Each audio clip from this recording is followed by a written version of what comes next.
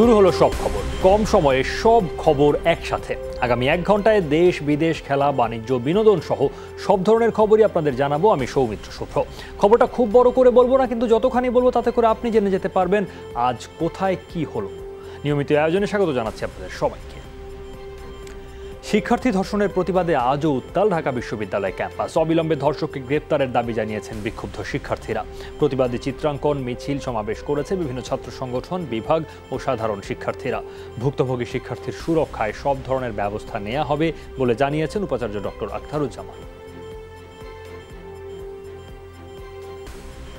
আমরা এমন সমাজ চাই যাতে আমার মারা আমাদেরকে বলতে না পারে যে মা তুমি ওখানে সেফ না, ওখানে সেফ না, ওখানে যেতে পারবা না। কোনো নারী, কোনো শিশু, কোনো কিশোর, কেউ কোনো তৃতীয় লিঙ্গের মানুষ ধর্ষণ এবং যৌন নিপীড়নের শিকার হবে না। এটাই আমাদের মুক্তিযুদ্ধের অর্জন হবে। এমন শাস্তি যেন দেওয়া হয় যেটি দেখে অন্য সকল এই ধরনের মন মানসিকতা সম্পন্ন লোকজন যেন ভয়ে কেঁপে ওঠে। আইনের যে দীর্ঘসূত্রিতা, সেই দীর্ঘসূত্রিতা যদি কমিয়ে আনা যায়, আমি মনে করি যে সমাজের যে খারাপ কাজগুলো থেকে যারা কালপিট তারা বিরত থাকে। রাষ্ট্রের কাছে প্রত্যাশা করি যেন রাষ্ট্র সর্বোচ্চ গুরুত্ব দিয়ে এই বিষয়টাকে আমলে নেয়। আমরা সর্বোচ্চভাবে সব সহায়তা করব। আইন শৃঙ্খলা রক্ষাকারী বাহিনী তারাও যথেষ্ট তৎপরতার সাথে কাজ চালিয়ে যাচ্ছে। তো আশা করি যে অপরাধী সে চিহ্নিত হবে। ঢাকা বিশ্ববিদ্যালয় ক্যাম্পাসে আছেন আমাদের সহকর্মী শরীফুল ইসলাম খান, তিনি সরাসরি যুক্ত হয়েছেন আমার সঙ্গে। শরীফ, সকাল থেকেই নানাভাবে বিক্ষোভ প্রদর্শিত হচ্ছে, বিক্ষোভ প্রতিবাদের নানা ভাষায় উঠে আসছে শিক্ষার্থীদের বক্তব্য এবং তাদের দাবিগুলো। এই মুহূর্তে কি ধরনের কর্মসূচি চলছে ঢাকা বিশ্ববিদ্যালয় এলাকায়?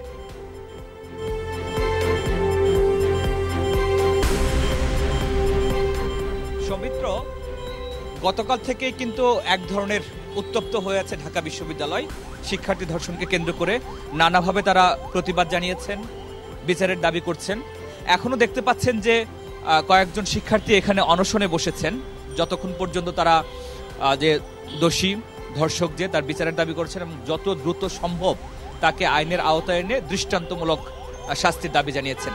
সারাদিন থেকেই কিন্তু কেউ ব্যাচওয়ারি কিংবা যার যার মতো করে বিভিন্ন ডিপার্টমেন্টের মতো করে যে যেভাবে পারছেন এই ঘটনার প্রতিবাদ জানিয়েছেন। আমি এখন যেখানে আসছি সেটি হচ্ছে রাজু ভাস্কর্যে। এর বাইরে শাহবাগেও কিন্তু প্রতিবাদ হয়েছে, বিশেষ করে সাংস্কৃতিক কর্মী যারা তারা প্রতিবাদ করেছেন, বিভিন্ন শিক্ষার্থীরা প্রতিবাদ করেছেন। নিপীড়ন বিরোধী শিক্ষার্থীদের যে জোট তারা নতুন কর্মসূচিও ঘোষণা করেছে যে আগামী শনিবার 3টা থেকে তারা এখান থেকে শাহবাগ থেকে কুর্মিটোলা পর্যন্ত পদযাত্রা কর্মসূচি পালন করবে এবং সেই কর্মসূচিতে সবাইকে অংশগ্রহণের আহ্বান জানিয়েছেন। এর বাইরে ডাকসু মঞ্চ ব্যানারে একটি সাংস্কৃতিক অনুষ্ঠান হওয়ার কথা রয়েছে, যেটি এখনো শুরু হয়নি, আর কিছুক্ষণ পর হয়তো শুরু হবে। তো সব মিলে হয় কি, সারা দিন থেকে যেভাবে উত্তপ্ত রয়েছিল এখন দৃশ্যত কিছুটা নিরুত্তাপ মনে হলেও কিন্তু ঢাকা বিশ্ববিদ্যালয়ের শিক্ষার্থী থেকে কিছু করে বিভিন্ন শ্রেণী পেশার মানুষ, সামাজিক, সাংস্কৃতিক, রাজনৈতিক যারা রয়েছেন তারা কিন্তু এই ঘটনার প্রতিবাদ জানিয়েছেন এবং প্রতিবাদ জানাতে গিয়ে তারা যেটি বলেছেন যে যত দ্রুত সম্ভব দোষীদেরকে আইনের আওতায় আনতে হবে এবং দৃষ্টান্তমূলক শাস্তি দিতে হবে যাতে করে এই ঘটনার আর পুনরাবৃত্তি না হয়। সৌমিত্র। শরীফ, ধন্যবাদ আপনাকে। ধর্ষণের শিকার শিক্ষার্থীর শারীরিক অবস্থা উন্নতির দিকে যাচ্ছে বলে জানিয়েছেন ঢাকা মেডিকেল কলেজ হাসপাতালের পরিচালক brigadier general AKM Nasir Uddin. সকালে ঢাকা মেডিকেলে সাংবাদিকদের তিনি বলেন তাকে 2-1 দিনের মধ্যে ছেড়ে দেওয়া হতে পারে।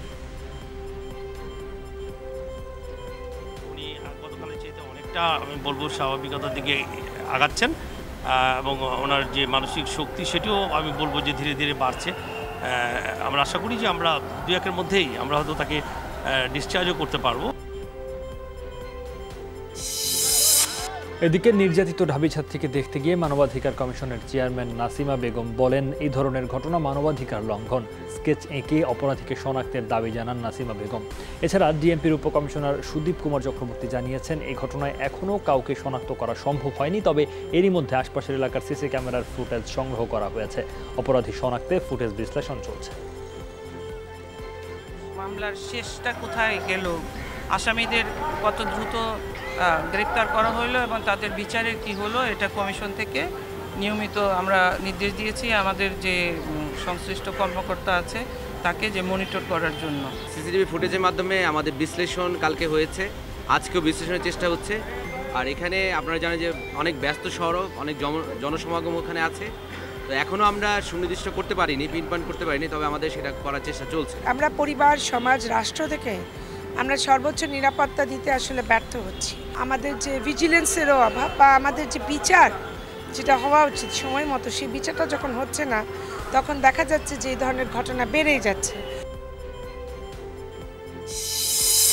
ঢাকা বিশ্ববিদ্যালয়ের শিক্ষার্থী ধর্ষণের ঘটনায় দেশ জুড়ে পালিত হয়েছে প্রতিবাদ কর্মসূচি। দুপুরে জাহাঙ্গীরনগর বিশ্ববিদ্যালয় ক্যাম্পাসে মানববন্ধন ও বিক্ষোভ মিছিল করে শাখা ছাত্রলীগ। এ সময় বক্তারা দায়ীদের দ্রুত আইনের আওতায় আনার দাবি জানান, অন্যথায় কঠোর আন্দোলনের হুঁশিয়ারি দেন ছাত্রলীগ নেতারা। চট্টগ্রাম প্রেস ক্লাবের সামনে প্রতিবাদ কর্মসূচি পালন করে বিভিন্ন সামাজিক, সাংস্কৃতিক ও ছাত্র সংগঠন। বিচারহীনতা সংস্কৃতির কারণে ধর্ষণের ঘটনা বাড়ছে বলে অভিযোগ করেন বক্তারা। আইনের কঠোর প্রয়োগের ওপর জোর দেন তারা। রাজশাহী বিশ্ববিদ্যালয়ে প্রতিবাদ কর্মসূচি পালন করে শিক্ষক শিক্ষার্থীরা। দুপুরে বিশ্ববিদ্যালয়ের প্রধান ফটকের সামনে মানববন্ধন করেন তারা। নারীর নিরাপত্তা নিশ্চিতে রাষ্ট্রকে আরও সক্রিয় হওয়ার আহ্বান জানান বক্তারা। নারী নির্যাতনের প্রতিবাদে বরিশালে বিক্ষোভ সমাবেশ করে সমাজতান্ত্রিক ছাত্র ফ্রন্ট ও মহিলা ফোরাম। মিছিলটি নগরীর বিভিন্ন সড়ক প্রদক্ষিণ করে। এ সময় বক্তারা শিক্ষার্থী ধর্ষণের ঘটনায় জড়িতদের দ্রুত গ্রেফতার ও দৃষ্টান্তমূলক শাস্তির দাবি জানান। একই দাবিতে মানববন্ধন সমাবেশ হয়েছে নারায়ণগঞ্জেও। দুপুরে কেন্দ্রীয় শহীদ মিনারে কর্মসূচি পালন করে মহানগর ছাত্র ফেডারেশন। বক্তারা অভিযোগ করেন, আইন শৃঙ্খলা রক্ষা বাহিনীর ব্যর্থতার কারণে একের পর এক ধর্ষণের ঘটনা ঘটছে। ঢাবি শিক্ষার্থী ধর্ষণের ঘটনার প্রতিবাদ হয়েছে ময়মনসিংহেও। বাংলাদেশ ছাত্র অধিকার পরিষদ ও জেলা নারী নির্যাতন প্রতিরোধ কমিটি মানববন্ধন করে। শিক্ষার্থী ধর্ষণের সাথে জড়িতদের কঠোর সাজার দাবি জানান বক্তারা। ঢাকা বিশ্ববিদ্যালয়ের ছাত্রী ধর্ষণের ঘটনায় প্রতিবাদ মশাল মিছিল হচ্ছে ফেনীতে। এই বিষয়ে সরাসরি জানাতে যোগ দিয়েছেন সহকর্মী আরিফুর রহমান। আরিফ, মিছিলে কারা অংশ নিয়েছেন, কি বলছেন তারা?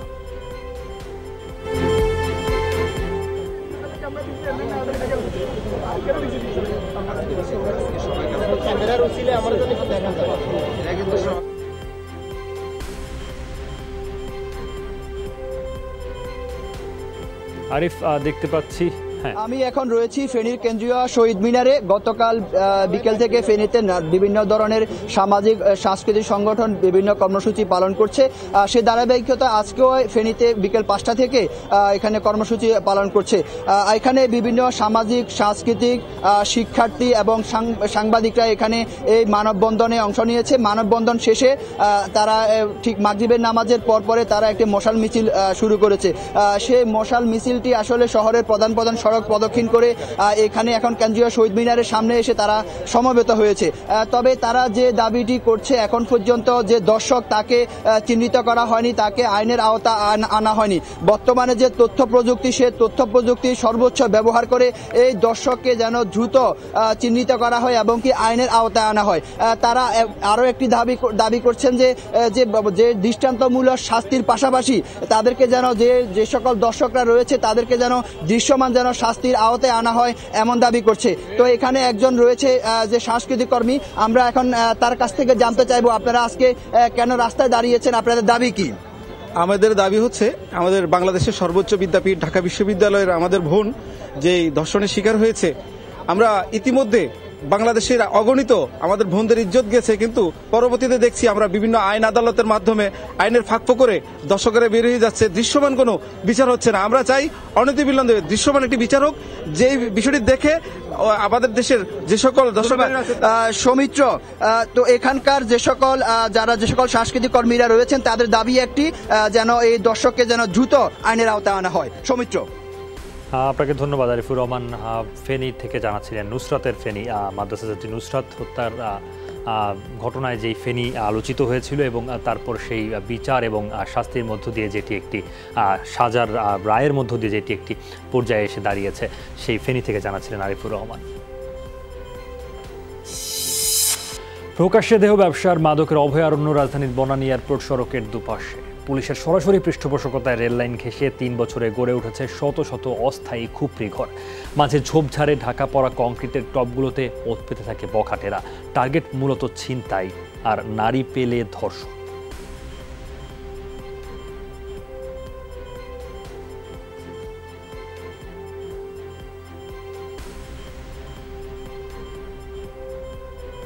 সাইনবোর্ডে লিখে রাখছে রাস্তাটা নিরাপদ নয়, আপনারা সতর্ক হয়ে চলুন। কেন এখানে এসব কথাবার্তা লিখে মানুষকে বিভ্রান্ত করে, আর কেনই বা এরকম একটা ঘটনা ঘটার সুযোগ করে দেয়। অগর তো কিছু করে না, অন্য মানুষ চলাফেরা করে না, হে করে ধরে মানে টাকা নেই। আপনি দিয়েছেন কখনো টাকা? না, আমার সামনে অনেক দিন, আমি তো এদিকে হাঁটাচলা করি প্রতিদিন, এমনি আসা যাওয়া করি। এই রোডে বেশি মানুষ থাকে, মনে করেন 12টার থাকি, তারপরে একটু কমে 10টার পরে জায়গাগুলো নিরিবিলি হয়ে যায়, তখন আর লোকজন থাকে না। যেমন এই সময়টা সব বিশাল, এখন লোকজনগুলো ভিড় থাকে। সরকারের জবাবদিহিতা না থাকা এবং বিচারহীনতার কারণে দেশে ধর্ষণের মতো অপরাধ বাড়ছে। ক্রমেই বসবাসের অযোগ্য হয়ে পড়ছে ঢাকা। নারী ও শিশুদের জন্য অনিরাপদ এই শহর। সকালে জাতীয় প্রেস ক্লাবের সামনে ছাত্রী ধর্ষণের প্রতিবাদ ও বিচার দাবিতে আয়োজিত মানববন্ধনে এসব কথা বলেন বিএনপি নেতারা। অনুষ্ঠানে ঢাকা দক্ষিণে বিএনপির মেয়র প্রার্থী ইশরাক হোসেন বলেন, আন্দোলনের অংশ হিসেবেই সিটি নির্বাচনে অংশ নিচ্ছেন তিনি। মধ্যরাতে ভোট ডাকাতির মাধ্যমে জনগণকে বাইরে রেখে আবারও ক্ষমতা দখল করছে, অবৈধভাবে আবারও দেশ পরিচালনা করছে। একটা নতুন পদ্ধতি বের করেছে, সেটার নাম হচ্ছে ইভিএম। এই নির্বাচনে আমরা অংশগ্রহণ করছি একটি বৃহত্তর আন্দোলনের লড়াইয়ের অংশ হিসেবে। অবশ্যই ধানের শীষের পক্ষে বিজয় ছিনিয়ে আনার মধ্য দিয়ে আমরা আমাদের দেশনেত্রী বেগম খালেদা জিয়াকে মুক্তির প্রথম যে লক্ষ্য সেটি অর্জন করব। ধর্ষণ কোনোভাবেই মেনে নেওয়া যায় না, এই মন্তব্য করে জড়িতদের দৃষ্টান্তমূলক শাস্তি নিশ্চিতের আহ্বান জানিয়েছেন ঢাকা উত্তর সিটি নির্বাচনে আওয়ামী লীগ প্রার্থী আতিকুল ইসলাম। সকালে তিতুমির কলেজে ঢাকা বিশ্ববিদ্যালয়ের শিক্ষার্থী ধর্ষণের প্রতিবাদে আয়োজিত ছাত্রলীগের মানববন্ধন কর্মসূচিতে তিনি একথা জানান। বলেন, নারীবান্ধব রাজধানী ঢাকা গড়তে চান তিনি। আরও জানান, এই পশুদের দৃষ্টান্তমূলক শাস্তি হলে অন্যরা একটু হলেও সাবধান হবে। যারা এই নৃশংস কাজ করেছে, এই মানুষরূপী সেই পশুদেরকে আইনের আওতায় নিয়ে অনতিবিলম্বে দৃষ্টান্তমূলক শাস্তি দিতে হবে। নারীরা যেন নির্বিঘ্নে সব দিকে চলতে পারে, সেই ব্যবস্থা অবশ্যই আমরা করব ইনশাল্লাহ। আমরা একটি নারী বান্ধব ঢাকা শহর করব। ঢাকা সিটির জনপ্রতিনিধিরা নারীদের নিরাপত্তায় ব্যর্থ হয়েছেন বলে অভিযোগ করেছেন ঢাকা উত্তর সিটির বিএনপি মনোনীত মেয়র প্রার্থী তাবিথ আউয়াল। দুপুরে গুলশানে তার অফিসে সাংবাদিকদের কাছে এই অভিযোগ করেন তিনি। নির্বাচনে ইভিএম ব্যবহার নিয়েও আপত্তি জানান তাবিথ আউয়াল।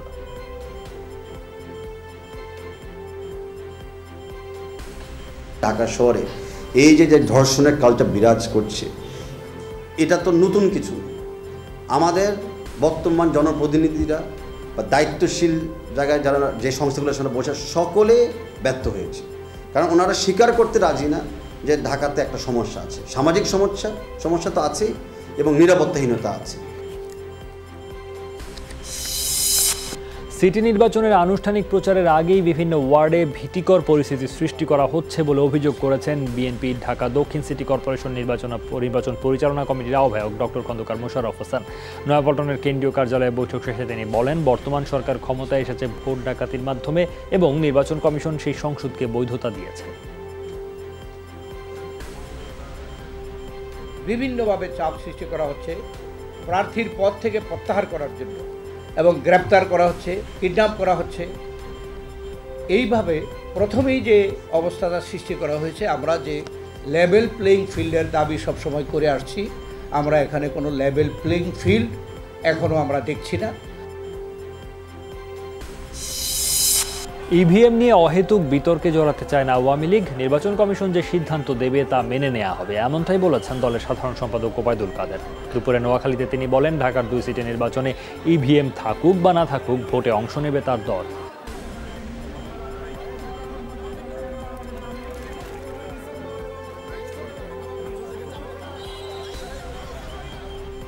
ইভিএম নিয়ে আজকে যে বিতর্ক, আমরা অহেতুক বিতর্কে জড়াতে চাই না।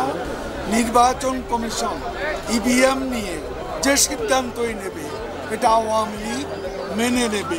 ইভিএম থাকলেও আমরা নির্বাচন করব, না থাকলেও আমরা নির্বাচনে অংশ নেব।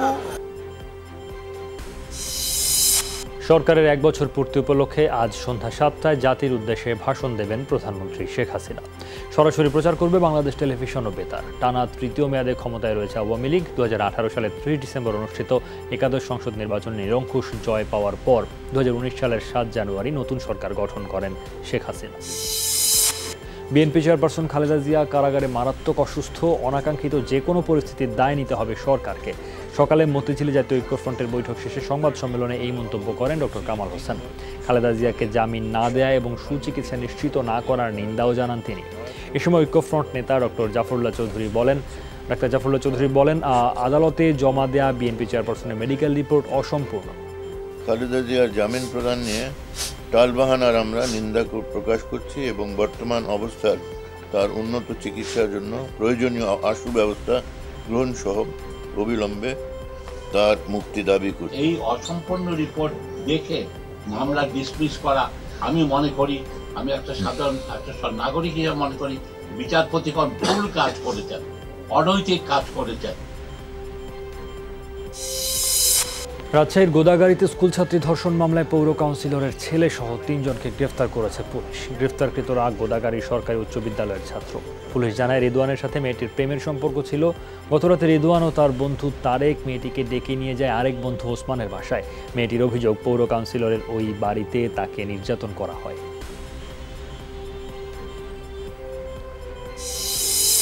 বিদায়ী বছরে ধর্ষণের শিকার হয়েছেন ৯০২ জন। গত বছর এই সংখ্যা ছিল ৩৫৬ জন। হত্যা করা হয়েছে ২৬৬ জনকে। এছাড়া সড়ক দুর্ঘটনা এবং পানিতে মারা গেছেন ৯৯৬ জন। এই তথ্য তুলে ধরেছে মানুষের জন্য ফাউন্ডেশন। ৮টি দৈনিকে প্রকাশিত রিপোর্ট বিশ্লেষণ করে এ প্রতিবেদন তৈরি করেছে সংগঠনটি। এতে বলা হয়েছে সবচেয়ে বেশি ধর্ষণের শিকার হয়েছে ১৩ থেকে ১৮ বছর বয়সী শিশুরাই। মোট ধর্ষণের ৪৮%ই ১৩ থেকে ১৮ বছর বয়সী। মাদক যেমন পর্নোগ্রাফি, এই সব কিছুর একটা ইনফ্লুয়েন্সের কারণে আজকে শিশু এমন একটি ঝুঁকিপূর্ণ অবস্থায় চলে গেছে। শুধু আইন শৃঙ্খলা বা পুলিশ বা এগুলো দিয়ে হবে না, সামাজিকভাবে সবাইকে সচেতন হতে হবে। সাভারে নারী নির্যাতন মামলায় রেজাউল করিম নামে এক ব্যক্তিকে গ্রেফতার করেছে র্যাব। দুপুরে এক সংবাদ সম্মেলনে র্যাব ৪-এর কর্মকর্তা জানান, গতকাল সিআরপি এলাকায় ভাড়া বাসার খোঁজে যান ভুক্তভোগী নারী। সেখানে বাসা দেখানোর কথা বলে ঘরের ভেতরে নিয়ে নির্যাতন চালায় রেজাউল। এক পর্যায়ে ভুক্তভোগী বাসা থেকে পালিয়ে গিয়ে রাস্তার সামনে টহলরত র্যাবের গাড়ি দেখতে পেয়ে ঘটনাটি জানায়। পরে ঘটনাস্থল থেকে রেজাউলকে গ্রেফতার করে র্যাব। কিছুতেই কান্না থামছে না নড়াইলে যৌন নির্যাতনের শিকার হয়ে মারা যাওয়া স্কুল ছাত্রী খাদিজার স্বজনদের। শোকে স্তব্ধ তার স্কুল শতদল মাধ্যমিক বিদ্যালয়ের সহপাঠী আর শিক্ষকরা। ঘটনার এক সপ্তাহ পর পুলিশ সাব্বিরকে গ্রেফতার করলেও পলাতক অপর ২ আসামি নবীর শেখ ও সজীব শেখ। এতে ক্ষুব্ধ স্বজন আর প্রতিবেশীরা। পুলিশ জানিয়েছে মামলাটির তদন্ত চলছে, দ্রুত ধরা পড়বে পলাতক ২ আসামি। ওই প্রাইভেটে গেলি ওর সাথে যাইতো, ওই স্কুলে গেলি সাথে যাইতো, আজে বাজে কথা বলতো, আমাদের ঘরে এসে জানালা থাবাতো। আমার মেয়ে আমার কাছে বলার পরে তাকে গার্জিয়ার কাছে নালিশ করেছি, তার কোনো ফল পাইনি, বরং উল্টে রিয়াকশন হয়েছে। ওই ছেলে পেলে বাবা খুরপুলাপান নিয়ে বিভিন্ন সময় আমারে বিরক্ত করছে। খাদিজা আহত হয়, পরবর্তী সে চিকিৎসাধীন অবস্থায় মারা যায়। সাব্বিরকে পুলিশ গ্রেপ্তার করেছে এবং অন্যান্য আসামিরা পলাতক আছে, তাদের গ্রেপ্তারের চেষ্টা অব্যাহত আছে।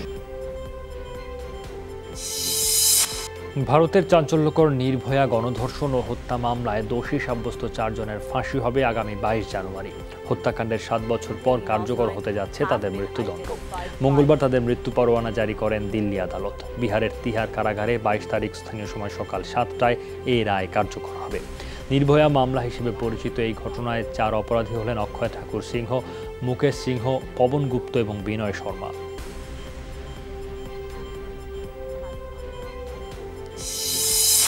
জওহরলাল নেহরু বিশ্ববিদ্যালয়ের হামলার দায় স্বীকার করল কট্টরপন্থী হিন্দু রক্ষা দল।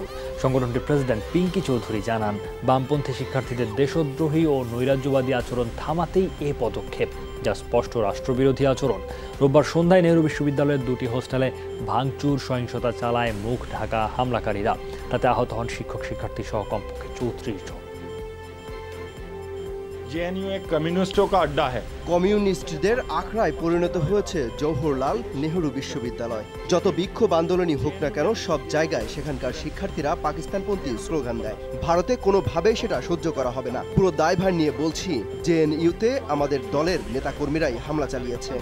পূর্ণতা জিম্মেদারি লেতা হুঁ। কাশেম সোলাইমানির দাফন কার্য চলাকালীন ভিড়ের মধ্যে পদদলিত হয়ে প্রাণ গেছে কমপক্ষে 35 জনের। আহত হয়েছেন আরও অর্ধশতাধিক মানুষ। অনলাইনে প্রকাশিত কিছু ভিডিওতে সড়কে অনেকের প্রাণহীন দেহ পড়ে থাকতে দেখা গেছে, আর হতাহতদের উদ্ধারে সাহায্যের আশায় চিৎকার করছিলেন অনেকে। মৃতের সংখ্যা আরও বাড়তে পারে বলে আশঙ্কা করা হচ্ছে। এই ঘটনায় স্থগিত রাখা হয়েছে সোলাইমানির দাফন। এদিকে জেনারেল কাসেম সোলাইমানিকে হত্যার প্রতিক্রিয়ায় মার্কিন সশস্ত্র বাহিনীকে সন্ত্রাসী আখ্যা দিয়ে প্রস্তাব পাশ করেছে ইরানের পার্লামেন্ট। যুক্তরাষ্ট্রের প্রতিরক্ষা মন্ত্রণালয় পেন্টাগনকেও সন্ত্রাসী অভিহিত করা হয় বিলটিতে। মঙ্গলবার পার্লামেন্টের এক জরুরি অধিবেশনে এই বিল পাশ হয়। এর ফলে যুক্তরাষ্ট্রের উপর নিষেধাজ্ঞা দিতে পারবে তেহরান। ভোটাভুটি শেষে পার্লামেন্টের স্পিকার ঘোষণা দেন কাসেম সোলাইমানিকে হত্যার সাথে জড়িত সবাইকে সন্ত্রাসী হিসেবে বিবেচনা করবে ইরান। বঙ্গবন্ধু বিপিএল এর খবর। সিলেট থান্ডার্সকে 5 উইকেটে হারিয়ে শেষ 4-এর স্বপ্ন ধরে রাখল কুমিল্লা ভিক্টোরিয়া। সিলেটের করে 141 রান সৌম্য সরকার ও দাভিদ মালানের ব্যাটিং দৃঢ়তায় 5 বল আগে টপকে যায় কুমিল্লা। আব্দুল মজিদের 45 আর চার্লসের 26 রানে 5 উইকেটে 141 রান করে সিলেট। 30 রানে 2 উইকেট নেন আলামিন। জবাবে 32 রানে 3 উইকেট হারিয়ে বিপাকে পড়ে কুমিল্লা। সেখান থেকে 58 রান করে দলকে বিপদমুক্ত করেন অধিনায়ক দাভিদ মালান, আর 53 রানে অপরাজিত থেকে দলের জয় নিশ্চিত করেন সৌম্য সরকার। 10 ম্যাচে কুমিল্লার সংগ্রহ 10 পয়েন্ট।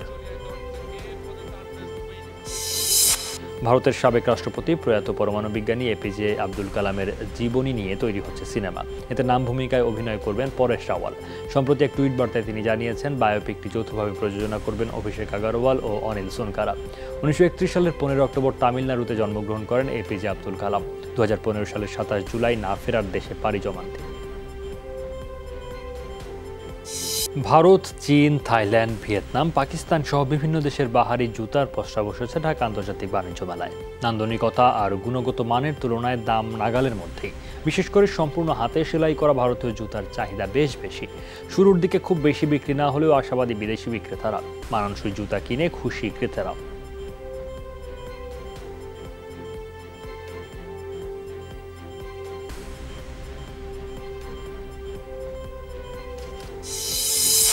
ক্যাসিনো ব্যবসা সহ বিভিন্ন অনৈতিক কার্যক্রমের মাধ্যমে শত শত কোটি টাকার অবৈধ সম্পদ অর্জন ও পাচারের অভিযোগে যুবলীগের সাবেক প্রেসিডেন্ট সদস্য শেখ ফজলুর রহমান মারুফকে জিজ্ঞাসাবাদ করেছে দুদক। সকাল 11টা থেকে শুরু হয়ে প্রায় 4 ঘন্টা চলে জিজ্ঞাসাবাদ। পরে শেখ মারুফ বলেন, দুদকের সাথে বিস্তারিত আলোচনা হয়েছে, সংস্থার কাজে সব ধরনের সহযোগিতা করবেন তিনি।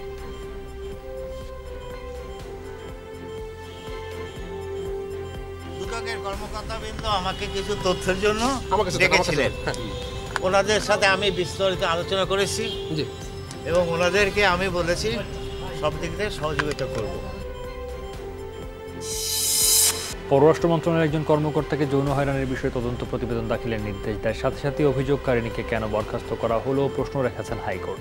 এ বিষয়ে বুধবার আদেশের জন্য দিন ধার্য করেন। বিচারপতি ইনায়েতুর রহমান নেতৃত্বাধীন হাইকোর্টের দ্বৈত বেঞ্চ এই আদেশ দেন।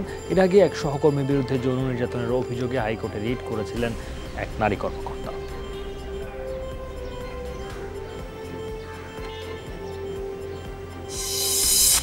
বঙ্গবন্ধু জন্মশতবার্ষিকীর আয়োজনে যোগ দিতে সম্মতি জানিয়েছেন ভারতের প্রধানমন্ত্রী নরেন্দ্র মোদী, আরব আমিরাতের ক্রাউন প্রিন্স, সাবেক জাতিসংঘ মহাসচিব বান কি মুন, মালয়েশিয়ার প্রধানমন্ত্রী মাহাথির মোহাম্মদ সহ বেশ কয়েকজন বিশ্ব নেতা।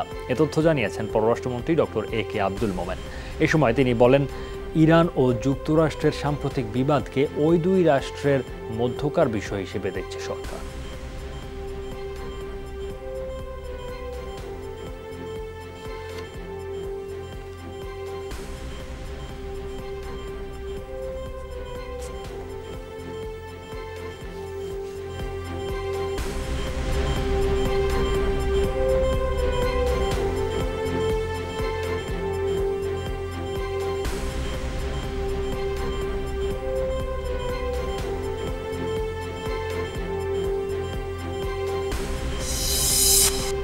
শেখ হাসিনার নেতৃত্বে জলে স্থলে অন্তরিক্ষে বাংলাদেশ বিজয় নিশ্চিত করেছে বলে জানিয়েছেন তথ্যমন্ত্রী ডক্টর হাসান মাহমুদ। দুপুরে সচিবালয় সরকারের 1 বছরের অর্জন নিয়ে ব্রিফিংয়ে তিনি কথা বলেন। তথ্যমন্ত্রী বলেন, খালেদা জিয়ার শারীরিক অবস্থা নিয়ে বিএনপি অপরাজনীতি করছে। তার শারীরিক সমস্যা বয়সজনিত কারণে এবং তাকে চিকিৎসকরা সর্বোচ্চ সেবা দিচ্ছেন বলে জানান তিনি। বলেন, নির্বাচন প্রক্রিয়াকে প্রশ্নবিদ্ধ করতে অভিযোগে রাজনীতির আশ্রয় নিয়েছে বিএনপি।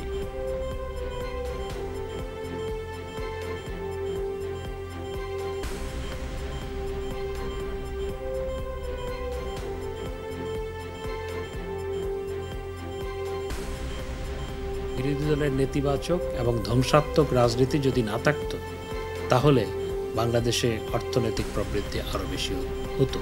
সময়ে সময়ে তাদের ধ্বংসাত্মক রূপও আমরা দেখেছি, কিন্তু জনগণের প্রতিরোধের কারণে সেগুলো অতীতে 2013, 14, 15 সালের মতো সেই হিংস্র রূপ তারা নিতে পারেনি। রেল বিভাগের কারো অবহেলায় কোনো দুর্ঘটনা ঘটলে তা সহ্য করা হবে না বলে জানিয়েছেন রেলমন্ত্রী নুরুল ইসলাম সুজন। সকালে রেলভবনে গত 1 বছরের প্রতিবেদন দেওয়ার সময় কথা বলেন তিনি। জানান 2019 সালে রেলে 129টি দুর্ঘটনা ঘটেছে, যেখানে 39 জন নিহত ও 155 জন আহত হয়েছেন। মন্ত্রী বলেন, শিডিউল বিপর্যয় রেল বিভাগের অন্যতম ব্যর্থতা, তবে কিছু সীমাবদ্ধতা থাকা সত্ত্বেও এই বিপর্যয় কমিয়ে আনার চেষ্টা চলছে।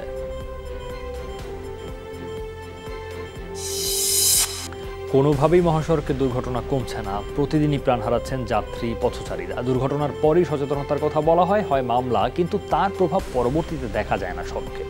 ফলাফল মৃত্যুর মিছিল দিন দিন হয় দীর্ঘ থেকে দীর্ঘতর। এক্ষেত্রে আইনের যথাযথ প্রয়োগ না হওয়াই দায়ী বলে মনে করছেন ভুক্তভোগীরা। হাইওয়ে পুলিশ বলছে, দুর্ঘটনার পেছনে চালকের অদক্ষতা এবং পথচারীর উদাসীনতা দুটোই রয়েছে।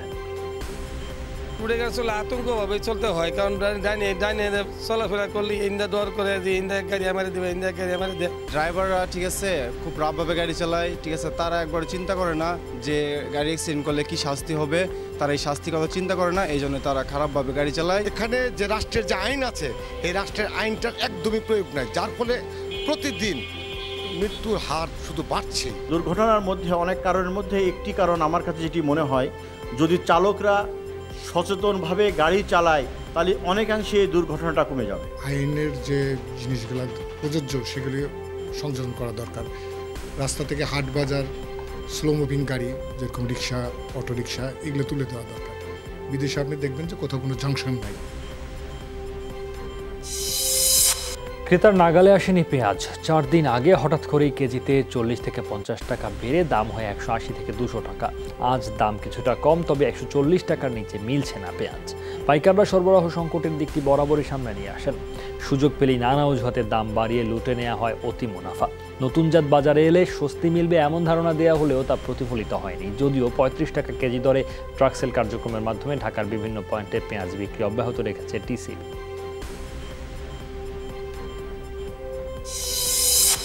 বিদায়ী বছরে জীবনযাত্রার ব্যয় বেড়েছে 6.5%। রাজধানী থেকে সংগৃহীত বাজার দর ও বিভিন্ন সেবামূল্যের তথ্য পর্যালোচনা করে এই তথ্য জানিয়েছেন ক্যাব সভাপতি গোলাম রহমান।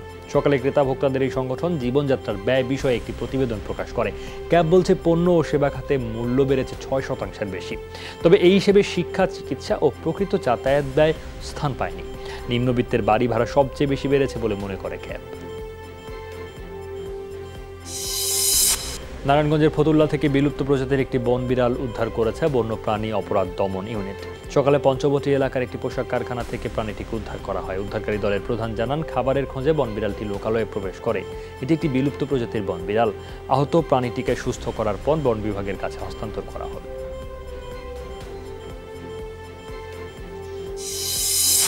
শিক্ষার্থীদের মুখে খাবার তুলে দিয়ে গোপালগঞ্জের টুঙ্গিপাড়া স্কুল ফিডিং কর্মসূচির উদ্বোধন করলেন প্রাথমিক ও গণশিক্ষা প্রতিমন্ত্রী মোহাম্মদ জাকির হোসেন। সকালে উপজেলার নীলফা বয়রা সরকারি প্রাথমিক বিদ্যালয়ের কোমলমতি শিশুদের মুখে রান্না করা খাবার তুলে দেন তিনি। মিড ডে মিল চালুর মাধ্যমে ঝরে পড়া শিক্ষার্থীদের হার শূন্যের কোঠায় নামিয়ে আনা যাবে বলে আশা প্রকাশ করেন তিনি। মার্কিন প্রেসিডেন্ট ডোনাল্ড ট্রাম্পের বিরুদ্ধে অভিশংসন ইস্যুতে সিনেটে নিজের বক্তব্য তুলে ধরতে প্রস্তুত যুক্তরাষ্ট্রের সাবেক জাতীয় নিরাপত্তা উপদেষ্টা জন বোল্টন। সোমবার এক টুইট বার্তায় এই কথা বলেন তিনি। জানান, সিনেট যদি তার সাক্ষ্য নিতে চায় তাহলে যে কোনো সময় মুখোমুখি হতে প্রস্তুত তিনি।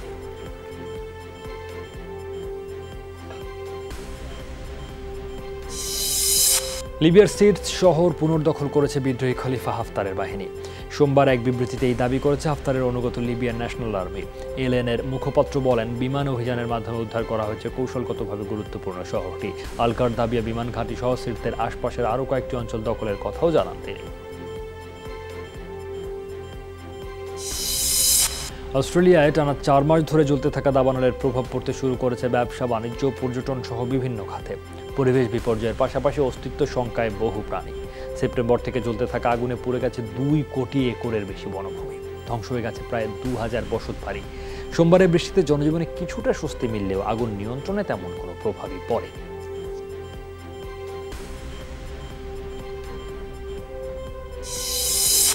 অস্ট্রেলিয়ায় মারাত্মক দাবানলে ক্ষতিগ্রস্তদের সাহায্যের জন্য নিজের টেস্ট ক্যাপ ব্যাগি গ্রিন নিলামে তুলছেন জীবন্ত কিংবদন্তি শেন ওয়ার্ন। এদিকে দাবানলে আক্রান্ত দেশ ও জন্মস্থান ক্যানবেরার দুশ্চিন্তায় ম্যাচ শেষে কেঁদে ফেলেছেন টেনিস খেলোয়াড় নিক কিরগিওস। সব ক্রীড়াবিদ ও ফেডারেশনকে দুর্গত মানুষের সাহায্যে হাত বাড়াতে অনুরোধ করেছেন তিনি। জুলিয়ান বর্ষপঞ্জিকা অনুযায়ী অর্থোডক্স খ্রিস্টানদের বড়দিন আজ। বিশ্বজুড়ে মহা ধুমধামে দিনটি পালন করছে কপটিকরা। সবচেয়ে বড় আয়োজন রাশিয়ায় থাকলেও মিশর, সিরিয়া সহ মধ্যপ্রাচ্যের প্রায় সব দেশেই এই ক্রিসমাস উদযাপন করে থাকে অর্থোডক্স খ্রিস্টানরা। বড়দিনের প্রার্থনায় মস্কোর ক্রাইস্ট দ্য সেভিয়ার ক্যাথেড্রালে জড়ো হন কয়েকশো মানুষ। সপরিবারে যোগ দেন রুশ প্রধানমন্ত্রী দিমিত্রি মেদভেদেভ। দেশ ও জাতির কল্যাণ কামনা করেন অর্থোডক্সদের সর্বোচ্চ ধর্মগুরু প্যাট্রিয়ার্ক কিরিল।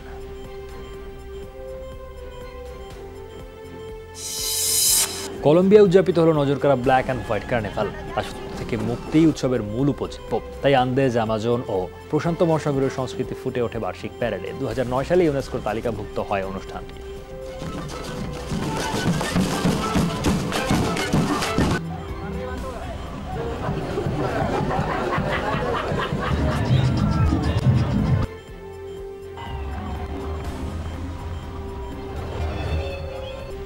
নিরাপদ পানি সুবিধা পায় দেশের 87% মানুষ। সেই হিসেবে মোট 13,92,00,000 মানুষ নিরাপদ পানির আওতাভুক্ত।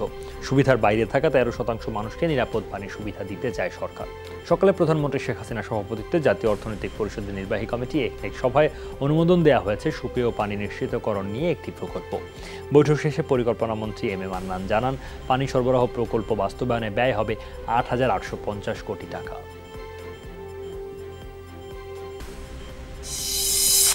সারা দেশে আবারও জেঁকে বসেছে শীত। আবহাওয়া অধিদপ্তরের হিসেবে দেশের উত্তর এবং মধ্যাঞ্চলের ওপর দিয়ে বয়ে যাচ্ছে মৃদু শৈত্যপ্রবাহ। আজ দেশে সর্বনিম্ন তাপমাত্রা পঞ্চগড়ের তেঁতুলিয়ায় 6 ডিগ্রি সেলসিয়াস।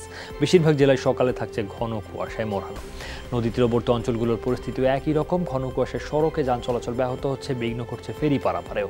সাথে হিমেল হাওয়া বয়ে যাওয়ায় কষ্ট বেড়েছে ছিন্নমূল মানুষের। হাসপাতালগুলোতে আবারও কিছুটা বেড়েছে শীতজনিত রোগে আক্রান্তদের সংখ্যা।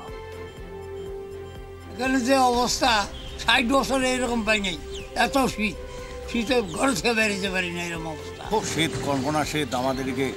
আর এত ঠান্ডার জন্য হাতগুলো খালি ঝনঝন করতেছে। যে ঠান্ডার জন্য মানুষজন বাইরে হতে পারে না, ভ্যান নিয়ে চালাতে পারি না, যাত্রী উঠতেছে না। চলাফেরা করা বয়স্ক মানুষ যারা আছে এদের হাসপাতালে ছাড়া আর উপায় নাই, বাসায় থাকাই কষ্ট। বাংলাদেশ ফার্টিলাইজার অ্যাসোসিয়েশন নওগাঁ জেলা শাখার উদ্যোগে শীতবস্ত্র বিতরণ করা হয়েছে। বিকেলে শহরের সরিষাহাটি মোড়ে কর্মসূচির উদ্বোধন করেন নওগাঁ বিএফ এর সভাপতি রেজাউল করিম। এ সময় বক্তব্য রাখেন কৃষি সম্প্রসারণ অধিদপ্তরের উপপরিচালক Sirajul Islam.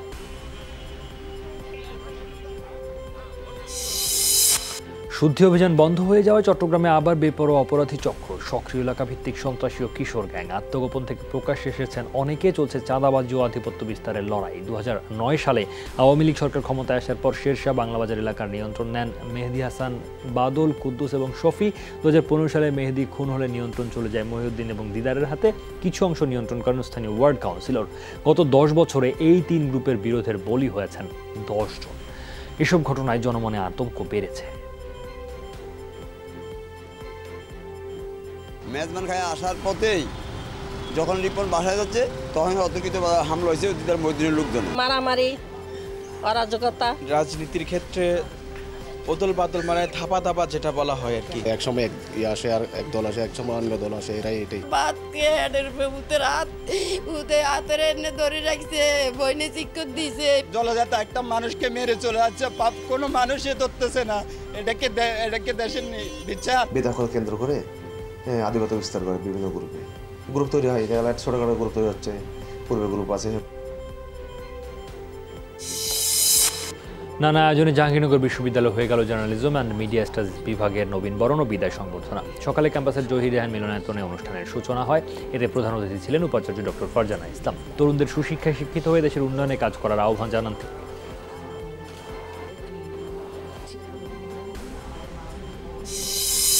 Vitamin A plus campaign সফলভাবে সম্পন্ন করতে দেশের বিভিন্ন স্থানে ওরিয়েন্টেশন প্রোগ্রাম অনুষ্ঠিত হয়েছে। 11 জানুয়ারি সকাল 8টা থেকে বিকেল 4টা পর্যন্ত শিশুদের খাওয়ানো হবে ভিটামিন এ ক্যাপসুল। সকালে যশোরের 250 শয্যা হাসপাতালের সভাকক্ষে ওরিয়েন্টেশনের আয়োজন করা হয়। বক্তারা জানান, জেলায় এবার 2288টি কেন্দ্রে শিশুদের টিকা দেওয়া হবে। ক্যাম্পেইন সফল করতে অভিভাবকদের প্রতি আহ্বান জানান তারা।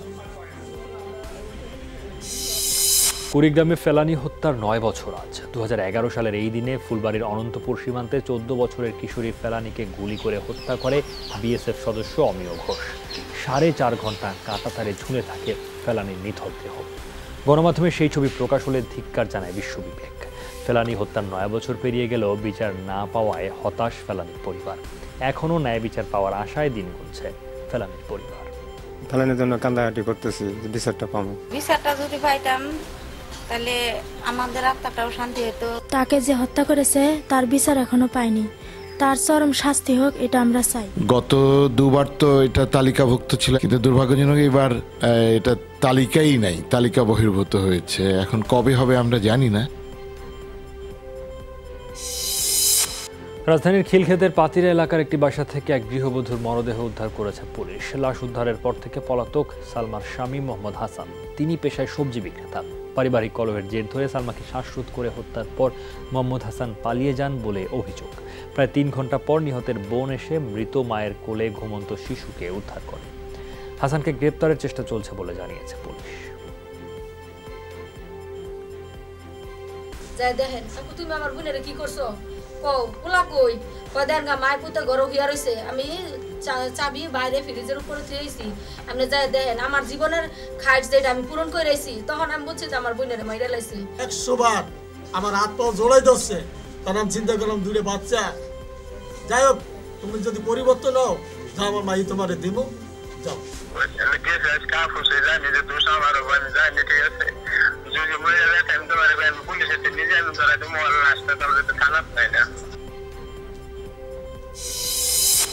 বিদেশে সড়ক দুর্ঘটনায় আহত দিনাজপুরের রানা বাবু 3 বছর ধরে কোমায়। বাড়িতেই চলছে তার চিকিৎসা। ছেলের চিকিৎসার খরচ মেটাতে গিয়ে নিঃস্ব হয়ে পড়েছে পরিবারটি। 2017 সালে দালালের মাধ্যমে ওমান যায় বিরামপুর উপজেলার পার ভবানীপুর গ্রামের দরিদ্র পরিবারের ছেলে রানা। ভালো কাজের আশ্বাসে বিদেশে পাঠানো হলেও পরিচ্ছন্নতা কর্মীর কাজ পেলে তার।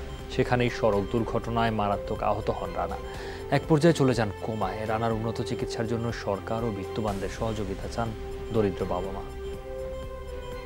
মুখ দিয়ে কিছু খাবার পারে না, তো নাকের নখ দিয়ে খেলে 2 ঘন্টা পর পর খিলবা লাগে, 2 ঘন্টা পর পর কাঁধ ফিরে দিবা লাগে, হাত পা করে দিবা লাগে। ওমানের যে মিউনিসিপ্যালের যে ময়লা বা আবর্জনা পরিষ্কার করার কাজ দিয়েছিল, সেই কাজ করতে গিয়ে সে একটা দুর্ঘটনায় মানে মারাত্মকভাবে আহত হয়। চেয়ারম্যান যে এতগুলা টাকা নিয়ে যে আমার ছেলেটা পাঠিয়ে দিয়েছে, আমার ছেলেটা যে আজ 3 বছর থাকে এরকম হয়ে আছে, চেয়ারম্যান একদিনের তো না আসে দেখেনি।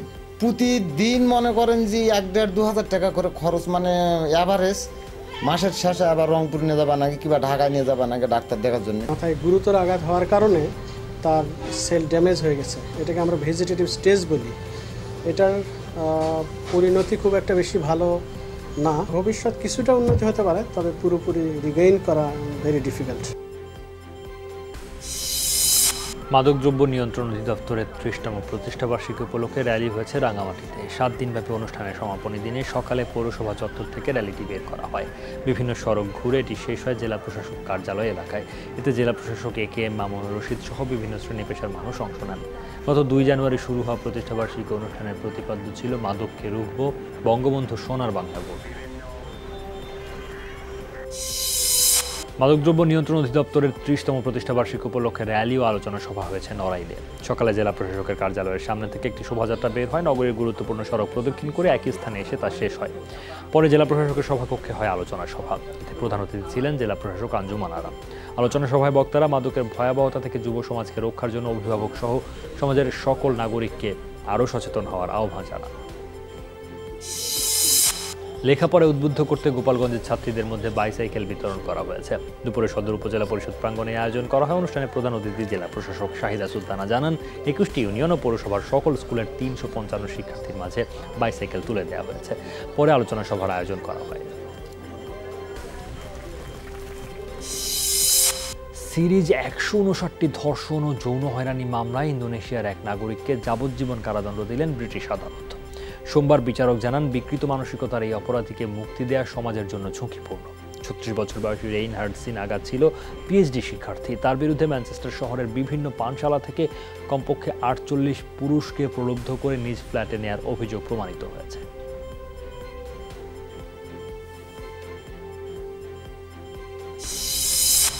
ফিলিস্তিনে অধিকৃত এলাকাগুলোয় আরও প্রায় 2000 বসতি নির্মাণে অনুমোদন দিয়েছে ইসরায়েলের সরকার। সোমবার পর্যবেক্ষক সংস্থা পিস নাও জানিয়েছে এই তথ্য।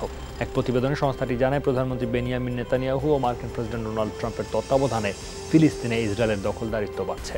প্রায় 800 আবাসন প্রকল্পের কাজ শুরু হবে শীঘ্রই। পোল্যান্ডে দেখা দিয়েছে বার্ড ফ্লুর প্রকোপ। মহামারী আকারে ছড়িয়ে পড়ার শঙ্কায় কয়েকদিনের ব্যবধানে মেরে ফেলা হয়েছে 1 লাখ হাঁস মুরগি। গেল 31 ডিসেম্বর বার্ড ফ্লু ভাইরাসটি ধরা পড়ে দেশটির পূর্বাঞ্চলীয় লুবলিন প্রদেশের একটি পোলট্রি খামারে। সেখানে থাকা 25,000 মুরগি মেরে ফেলা হয়।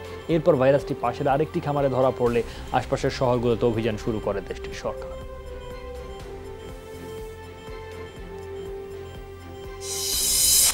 ইন্দোনেশিয়ার বন্যায় প্রাণহানির সংখ্যা বেড়ে দাঁড়িয়েছে কমপক্ষে 70 জনে। আশ্রয়কেন্দ্রগুলোয় ঠাঁই নিয়েছেন 10,000-এর বেশি মানুষ। মঙ্গলবার জাতীয় দুর্যোগ ব্যবস্থাপনা মন্ত্রণালয়ের এক বিবৃতিতে জানানো হয়, রাজধানী জাকার্তায় এখন পর্যন্ত 9 জনের মৃত্যু হয়েছে। গেল সপ্তাহ থেকে ভারী বৃষ্টিপাতের কারণে নিমজ্জিত রাজধানী ও প্রতিবেশী 169টি এলাকা। মঙ্গলবারও রেকর্ড করা হয় 377 মিলিমিটার বৃষ্টি। মোদির রাজ্য গুজরাটের হাসপাতালে শিশু মৃত্যুর ঘটনায় চলছে তোলপাড়। শুধু ডিসেম্বর মাসেই রাজকোট শহরের সরকারি হাসপাতালে 111 নবজাতক প্রাণ হারায়। চিকিৎসকদের দাবি, প্রচণ্ড শীত এবং প্রিম্যাচিওর শিশুর জন্ম নবজাতকদের মৃত্যুর প্রধান কারণ। 96টি শিশুর ওজনই ছিল অস্বাভাবিক। গেল মাসেই রাজস্থানের কোটায় জেকেলন হাসপাতালে সদ্যজাত শিশু মৃত্যুর ঘটনায় চলছে তোলপাড়।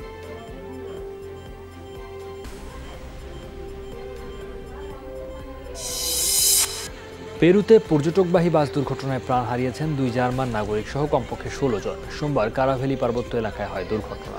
কর্তৃপক্ষ জানায়, আহত 42 জনের মধ্যে রয়েছে 2 জন করে মার্কিন ও ব্রাজিলিয়ান নাগরিক।